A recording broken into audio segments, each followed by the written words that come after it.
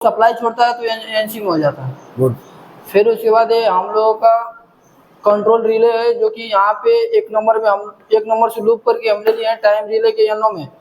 तो यहाँ पे इसको मान लेते हम एक नंबर, इसको टाइम रिले का एक नंबर है, ये 2 नंबर, तो ये हमेशा ये मान चलो कि ए एनो में है।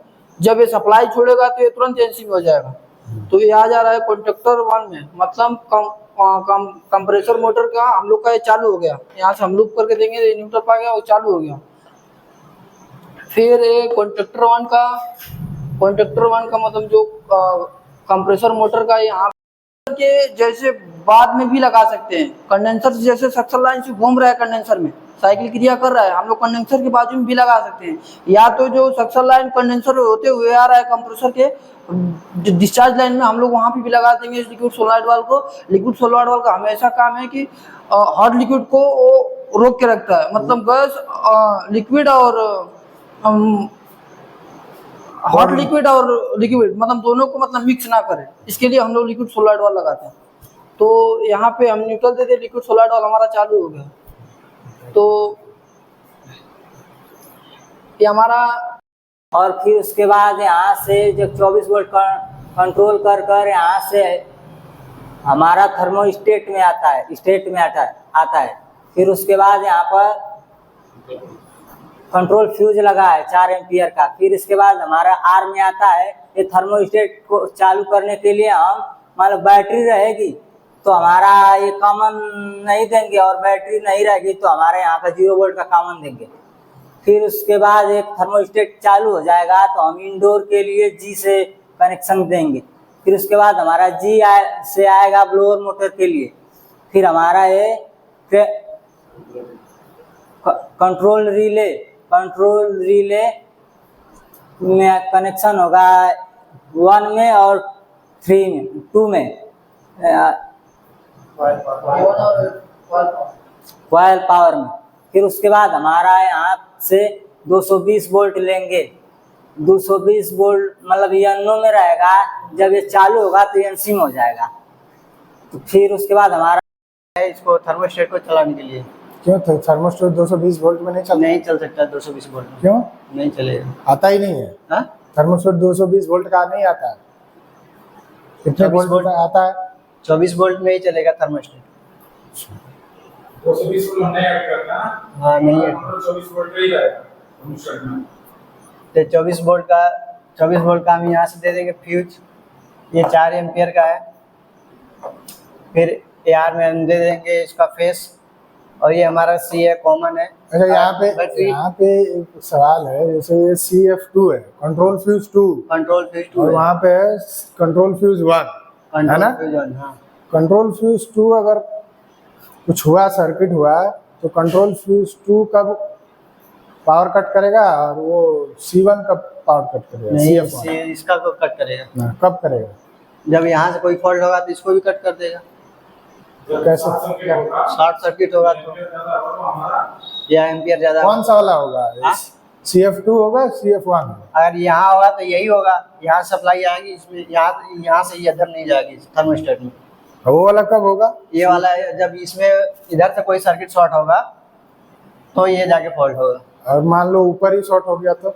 ऊपर शॉर्ट कहाँ से? फ्यूज तो यहाँ लगा है। ऊपर फ्यूज शॉर्ट होगा तो यहाँ से वहाँ लगा हुआ है, ठीक है। फ्यूज यहाँ लगा है तो यहाँ से अगर फ्यूज कोई दिक्कत हुई, यहाँ से कोई दिक्कत ही नहीं होगा, यहाँ से क्या फॉल्ट होगा? अगर मान लो कभी फॉल्ट हो गया तो क्या होगा? नहीं, फॉल्ट नहीं हो सकता उधर से।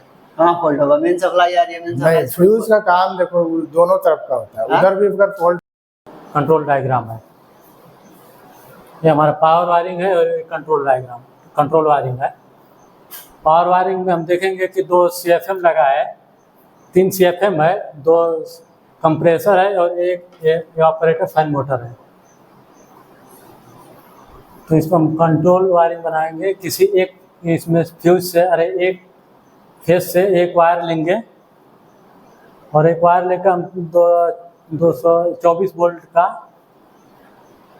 ट्रांसफार्मर लेंगे, 220 वोल्ट का ट्रांसफार्मर लेंगे, और इसको न्यूट्रल देंगे, मेन न्यूट्रल देंगे। और न्यूट्रल के बाद ये हमारा कन्वर्ट कर 24 वोल्ट में ट्रांसफार्मर सप्लाई आउट करेगा। तो हमारा सप्लाई आउट करेगा, एक फेस और एक न्यूट्रल देगा, तो हमारा फेस थर्मोस्टेट में जाएगा आर में। तो हमारा थर्मोस्टेट को कंट्रोल करने के लिए हम एक फ्यूज लगाएंगे और वो फ्यूज से होते हुए हमारा थर्मोस्टेट के आर में आएगा। और हम देखेंगे कि थर्मोस्टेट में हमारा अगर बैटरी है तो हम ट्रांसफार्मर का 0 वोल्ट करंट नहीं देंगे। अगर नहीं रहेगा तो हम ट्रांसफार्मर का 0 वोल्ट दे देंगे। पैकेज SVAC का वायरिंग है और ये हमारा पावर वायरिंग है, कंट्रोल वायरिंग है। और ये हमारा पावर वायरिंग है। इसमें कंप्रेसर एक है और 2 कंप्रेसर है और 3 CFM मोटर है और एक ऑपरेटर फैन मोटर है। और ये हमारा कंट्रोल वायरिंग है और इसको कंट्रोल करने के लिए हम 220 वोल्ट लेंगे। तो यहाँ पे ट्रांसफार्मर लगाए हैं जो कि ये 240 वोल्ट का है। और यहाँ से मतलब जब 240 वोल्ट लेंगे हम तो यहाँ पे कंट्रोल फ्यूज लगाए हैं। फ्यूज लिखा है, फ्यूज लगाए, फ्यूज 1 6 एम्पियर का है। और ये यहाँ से मतलब 220 वोल्ट आया है, यहाँ से मेन हमारा न्यूट्रल क्या है 200 ट्रांसफार्मर के लिए। और फिर ये कन्वर्ट कर और थर्मोस्टेट के लिए 24 वोल्ट देगा और ये हमारा 0 वोल्ट हो जाएगा। और यहाँ हमारा एक और 4 एम्पियर का फ्यूज लगाए हैं थर्मोस्टेट के। ठीक है, ठीक है। थर्मोस्टेट के लिए रहेगा तो फिर उसके बाद हम काम देंगे। और ये हमारा है इंडोर के लिए ब्लोअर मोटर। तो ये हमारा मतलब और उसमें ये मतलब यहाँ से जब मतलब इस A1 और A2 में रहेगा और यहाँ से हम मतलब लूप देंगे इसको इसके A1 में और 2 में। तो ये हमेशा मतलब NO में रहता है। तो मतलब इसे 1 में और 3 में जब देंगे तो NC हो जाएगा। तो यहाँ से हमारा ओवरलोड में जाएगा। ओवरलोड कॉन्ट्रैक्टर मतलब 6 के FM के ओवरलोड में जाएगा। फिर वहाँ से 10 नंबर वायर के होते हुए ये हमारा EFM चालू हो जाएगा, उसके क्वाइल के A1 और A2 में जाएगा। ये जितना भी डिवाइस और फिर यही हमारा कंट्रोल रिले की ये कंट्रोल स्विच है और कंट्रोल रिले ये कंट्रोल रिले है। ये हमेशा NO में रहता है। जब ये स्विच दबाएंगे तो NC हो जाएगा। फिर वहाँ से मोटर प्रोटेक्टर स्विच में आएगा और इसके लिए हम इसको चालू करने के लिए यहाँ से लूप देंगे और यहाँ से मतलब 220 वोल्ट देंगे और यहाँ से नीचे से हम इसके लिए न्यूट्रल देंगे और ये चालू हो जाएगा। फिर यहीं से हम लूप कर 11 में इन करेंगे और 14 से आउट करेंगे और ऑयल प्रेशर स्विच मतलब यहाँ पे लगाएंगे। इसमें यल में आएगा और यम से आउट होगा। ऑयल प्रेशर स्विच का काम ऑयल के प्रेशर मतलब ये ऑयल के प्रेशर को सेंस करता है, उसका यही काम है। अगर मतलब उसका यही काम है। प्रेशर अगर कम हो तो प्रेशर अगर कम रहेगा तो कम कर देगा और ज्यादा ऑयल भी चेक करता है। फिल्टर ऑयल फिल्टर भी लगा रहता है। हाँ, वो ऑयल फिल्टर भी चेक करता है कि ऑयल मेरा सही है कि नहीं। हाँ, सही है। ऑयल फिल्टर जाम तो नहीं है। हाँ, अगर जाम होगा तो भी कट कर देगा, ऑयल खराब होगा तो भी कट कर देगा। फिर 16 नंबर के वायर से होते हुए हमारा HP में जाएगा और ये हमेशा NC में रहता है और इसका काम ये